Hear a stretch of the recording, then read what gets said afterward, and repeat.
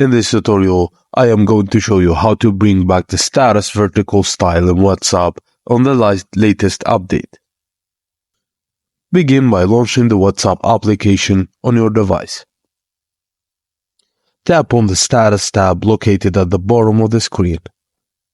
And within the Status section, locate and tap on the Updates option. This will display the channels that you're currently following for status updates. Tap on the channels that you're following to view their updates. Once you're on the channel status page, tap on the three dots menu icon usually located in the top right corner of the screen. From the options that appear, select Unfollow. Repeat this process for all channels you're following. After you've unfollowed all the channels, exit the Update section. Your WhatsApp status view should now revert to the vertical layout. If you ever want to switch back to the horizontal view, simply follow a channel under Find Channels in the Updates section.